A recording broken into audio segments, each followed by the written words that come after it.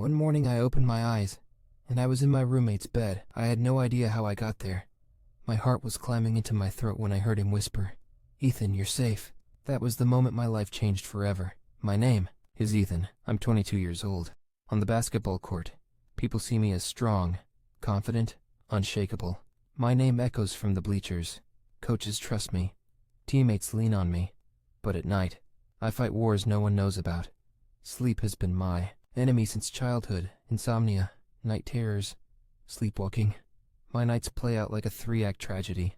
I stare at the ceiling for hours until the shapes of the curtains become monsters. When I finally drift off, the nightmares drag me into places I swore I'd never return to. And sometimes, I wake up standing in the kitchen or the stairwell. Once, with my hand on the front door lock, I'm terrified of myself. Pills didn't fix it. Therapists couldn't break through. Because there are things in my past I've never been able to say out loud. Wounds that never healed. So I stayed away from people. Because how can you get close to someone when you're afraid of your own mind? That's when Jake moved in. But the most shocking part hadn't even happened yet. Jake was a doctor. His hours were brutal. Sometimes coming home at dawn. Sometimes crashing in the middle of the day. I worked freelance late into the night. 2 ghosts sharing the same apartment. One night I was staring at my screen, thoughts spinning so loud I couldn't breathe. I took my meds, but they only made the walls tilt. I don't remember lying down, just black. When I woke up, the sheets were different. The smell was different. I turned my head and saw Jake's shoulder next to me.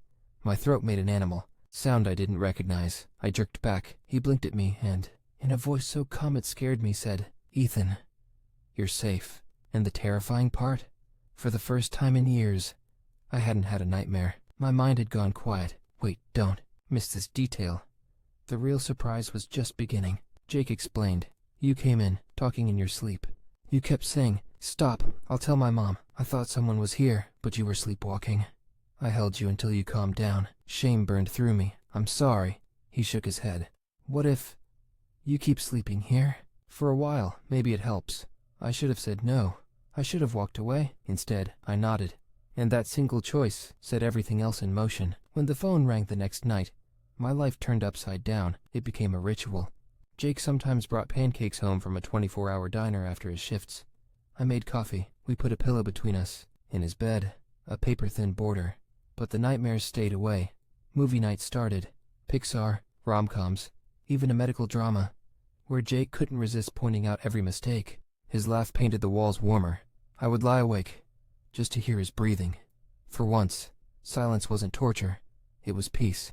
But then, a knock at the door. Campus security. Motion sensors caught something at 3:40 a.m. "Everything okay?" Before I could speak, Jake said calmly, "My roommate has a sleep disorder. I've got him." The guard gave me a look. I lowered my head, another label on my back. When the door closed, Jake handed me water. "You're not alone," he said. And for the first time, I believed it. This was the moment when everything started to change. The next morning, Jake texted, "Therapy Monday? I'll wait outside if you want." My thumb hovered over yes, but the lock inside me was still heavy, and I didn't know who held the key. When the guards came closer next time, my breath would vanish. Game day. The ball hit the polished court, echoing under the lights. I sank a 3-pointer. The crowd roared. But in that chaos, my eyes found one pair, Jake's, tired from his shift, but smiling. Suddenly, the points didn't matter. What mattered was that he was there. In the locker room, my phone buzzed. "Pancakes plus 2-person movie night. Just us." My chest tightened. Just us. 2 words. A new door in my ribcage opening. That night, the movie played, but I couldn't focus. The old city in my head, the alleys, the locked doors, rose again. Jake draped a blanket over me. "Sleep if you need, talk if you need, or we can just be quiet." It was the first time anyone had ever given me permission to be silent. Rehook. 4. But the biggest surprise was still waiting. When the phone rang again, I wasn't ready for the voice on the other end. 11 a.m. My phone lit up. "Mom," I answered. Her voice wavered. "Ethan," she called me. "That woman. She asked if you're okay." My stomach turned to ice. "What did you say?" "That you're fine." She wanted to apologize. Apologize? The words scraped across my skin. I hung up fast. Jake didn't ask what she said. He just pushed a glass of water into my hand. "Drink," he said. Just one syllable, but it held me up like a bridge. "You won't believe this." But the real shock was still ahead. Jake said softly, "Sometimes silence is the loudest alarm, but I'll wait at that locked door until you're ready." His words twisted something loose inside me. I couldn't answer. My language had no words big enough. When the door finally opened, the ghost I'd hidden would step through. The next night, it went further. I woke up outside, barefoot on the cold campus bridge, trains rumbling below. A whisper in my ear that wasn't mine said, "One more step." My knees buckled. Then a hand clamped my arm. "Ethan." Jake's voice cut through the dark, sharp, terrified. He yanked me back, pressed me against the railing. "You're here." With me, my breath returned like fire. I was outside." He nodded. Motion sensor went off. I ran. For the first time, I admitted my greatest fear, dying alone, in the dark. But I wasn't alone. You won't believe this. But the real shock was still ahead. Campus security appeared again. Jake handled them. Steady, calling me his patient, covering me. I hated the label, but loved that he claimed me. That night, the pillow barrier vanished. I whispered, "Don't leave." He answered, "I won't." In the morning, the mirror would show me a new line, the thin mark of survival. We tried to play normal. Grocery runs, smoothies. He joked while blending berries, singing off-key. In the park, the wind shook the old oaks, scattering the smell of grass. He looked at me. "Your steps are lighter." I smiled, but inside me was still a knot. That evening, an email buzzed. "Appointment confirmed. Sharon Blake, trauma therapy." My finger had done it. Booked the session. Last night's fear had forced my hand. Jake didn't pry, just nodded. He'd wait at the door. "This is nothing yet." At therapy, Sharon asked me to describe a moment I felt safe. The image that came wasn't my parents, not my team. It was Jake's voice whispering, "I'm here." When I walked out, Jake was sleeping in the waiting room. He woke and didn't ask how it went. He just asked, "Hungry?" That one word meant more than any analysis. But the next call I'd get was from a ghost I thought I buried. My mom asked to meet. Over coffee, she said, "She wants to apologize." My throat closed. Apology, after all those nights. I shook my head. "I'm not ready." Mom's eyes filled with clouds, but she whispered, "I'm proud of you."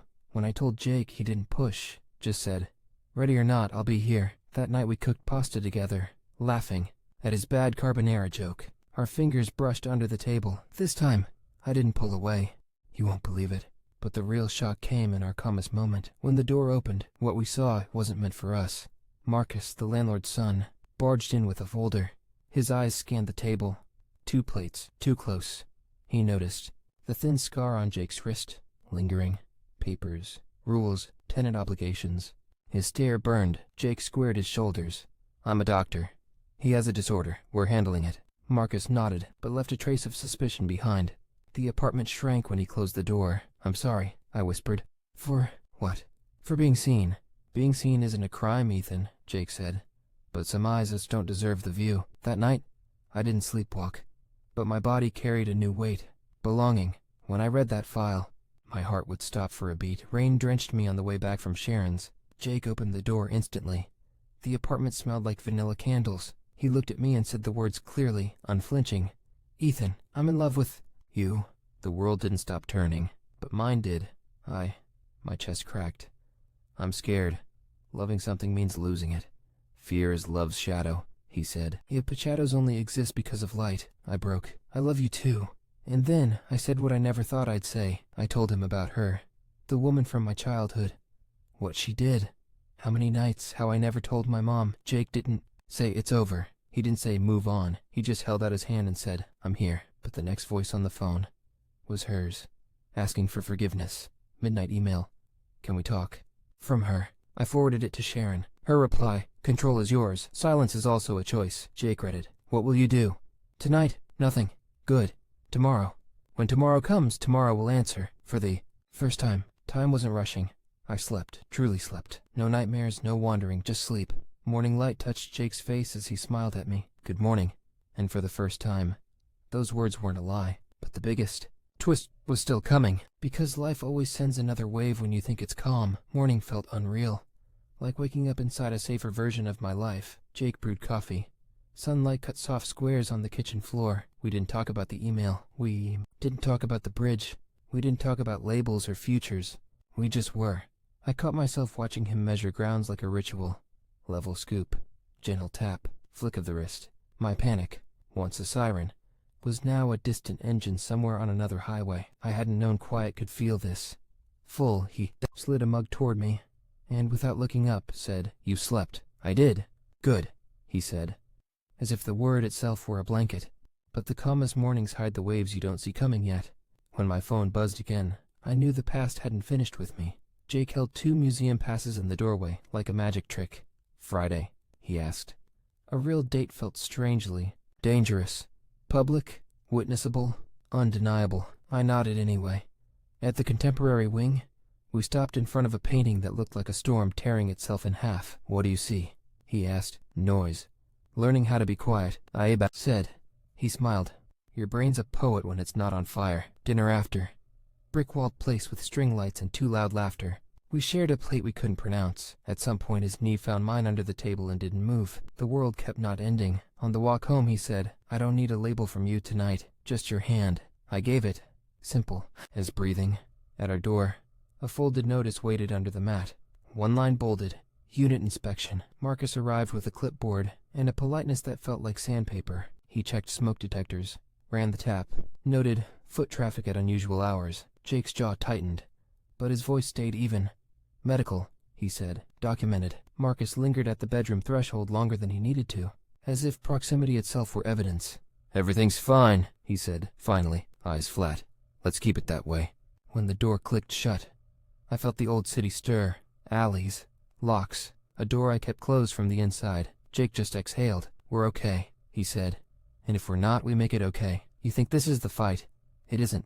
The, real test was coming from a direction I didn't expect. That evening, a voicemail landed like a stone in water. Her voice, careful, rehearsed. "Ethan, I don't know if you'll ever listen. I'm sorry." 2 words I had imagined. Reshaped. Rejected for years. Hearing them made my skin cold. Jake watched my face. "Not the phone. I can delete it," he said. "I don't know what I want," I answered.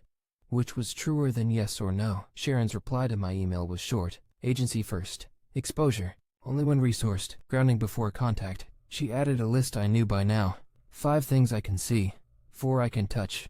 3 I can hear. 2 I can smell. 1 I can taste. I did the list on the couch while Jake pretended not to count with me. When I finally hit call, I realized you can be shaking and still be brave. I put it on speaker so my hands could tremble freely. She answered on the first ring. "Ethan?" "Yes. Can I say it again?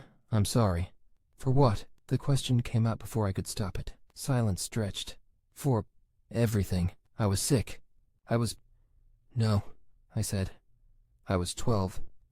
I was a child. Your reasons are not my responsibility." She breathed in like she'd swallowed a shard. "What do you want from me?" "Nothing," I said, and surprised myself with the weight of it. "I don't want anything from you again." I ended the call and stared at the ceiling. Jake didn't celebrate. He didn't soothe. He just sat with me in the exact shape of the room I needed. You think that was the ending? It wasn't. Endings have a way of arriving with new beginnings hiding in their sleeves. When campus security knocked that night, it wasn't about me. A neighbor had reported shouting. It was the couple above us, splintering in the middle of a Tuesday. As the officer explained, I watched Jake's face shift into work mode. Steady, grounded. After they left, we stood very still in our kitchen. "People break loudly," I said. "People heal quietly," he answered. The night stretched. I waited for the old alarms, the bridge, the corridor, the door latch. They didn't come. Instead, I felt something unfamiliar. Capacity. Like my chest had learned new math. Enough room for fear and love at the same time. I didn't know it yet. But the next day would hand me a mirror I couldn't avoid. Game day. The court was loud enough to erase a person. Ball, whistle, sneakers, chorus, second half. Tie game, time out. Coach said words I didn't hear. I scanned the stands and found him, coffee in hand, exhaustion tucked behind a grin. I played clean. Not heroic, not haunted, just present. When the buzzer sounded, and we'd won by 2, teammates slammed my back. In the tunnel, Jake waited, holding a paper cup of water like it was a trophy. "You looked like yourself," he said. "I'm still figuring out who that is," I answered. "That's the point," he said. Later in the locker room, a message from Mom. "Proud of you. Dinner?" The calendar inside me flipped a page. She picked a booth in a diner that had been there longer than we had. Pie under glass domes. Coffee that never tasted stronger than memory. "I used to think I could protect you from knowing," she said. "I was wrong. I used to think telling you would break you," I said. "I was wrong. We didn't solve it. We named it." Sometimes that's the only holy thing humans can do with pain. Call it by its name and let it sit at the table. When I walked out into the evening, the air felt honest. Jake texted a single word. Home? I replied. Home. Back at the apartment, a thin envelope waited with my name spelled right. A rare thing for official letters that are about to ruin your night university housing. Review of after-hours disturbances. The phrasing was clinical enough to sting. We had a week to attend a hearing or accept probation. Jake read it once, then looked at me. We go, he said. We go, I echoed. Sharon prepped me like a coach. Facts, boundaries, no biography unless you choose. She reminded me that readiness isn't courage's prerequisite. Presence is. At the hearing, Marcus sat in the corner, taking notes like a courtroom extra. The panel asked scripted questions. I told the truth without an autopsy. Sleep disorder. Treatment underway. Safety plan in place. Physician present. Jake's ID on the table. My therapist's letter in the packet. We walked out with a warning instead of a punishment. On the steps, I exhaled a year I'd been holding. That night, the dream came back, but it ended differently. The corridor again. The door. The voice. I was small and voiceless. Until I wasn't. In the dream, I turned around and said one perfect sentence I'd never managed while awake. You don't get to come in here anymore. I closed the door. The lock clicked. The hallway lights came on, one by one, like a runway. I woke up with my heart steady. Jake slept, mouth open slightly, human and flawed and the most beautiful thing I'd ever seen. I whispered to the ceiling, "Thank you," and didn't specify to whom. In the morning I told Sharon about the dream. She didn't overinterpret. Reclaiming, she said simply. Your nervous system just practiced it first. I didn't. Plan the next thing. Sometimes love doesn't ask permission, it just asks for a pen. I had 2 keys cut. I put them on a cheap ring from the campus bookstore. On the back porch stairs, I handed them to Jake. He frowned. Confused. For both of us, I said. Not in case of emergencies, in case of everything. He didn't make a speech. He just closed my hand over the ring until the keys pressed crescents into my palm. Okay, he said, which meant yes, in a language we'd built together. We celebrated with takeout in bed. The pillow barricade now a joke we kept for nostalgia. For the first time, the room felt like ours, not borrowed. And because the world enjoys a twist, that's when the past tried one more. Time to write our ending for us. A certified letter. Her name in small, unassuming type. A request for a meeting with mediators present. I stared at the page until the words slid around like oil on water. Jake read it, and waited for my decision to arrive from wherever decisions come from. I called Sharon on speaker. She listened, then said, "You already had your ending. Declining is also an ending." I drafted a sentence with hands that didn't shake. No meeting, no contact. I'm done. I sent it. Outside, rain started without thunder. Inside, we didn't fill the silence with victory. We made tea. We sat on the floor by the couch. We let the air be air. Later, at the bridge, I walked to the middle on purpose. Jake didn't stop me. He stood 2 steps behind. Not an anchor, not a guard. Witness. At sunrise, the campus looked like a place that could hold 1,000 lives at once. I stood there and felt both small and exactly the right size. I used to think sleep was the enemy, I told him. It was just the alarm. The fire was somewhere else. And now I think the alarm did its job. We went home. I fell asleep in our bed before noon. No monsters in the corners, no trains under my feet. When I woke up, pancakes were cooling on a plate, and a note leaned against the syrup. Good morning, on purpose. I laughed. I ate. I lived, not perfectly, not bravely every minute, but here. And if you're listening to this, wondering how a straight guy ended up falling for his roommate, the shortest story is this. I sleepwalked into the only room where the door finally locked behind the past and opened toward a future. The end, though really, just the beginning.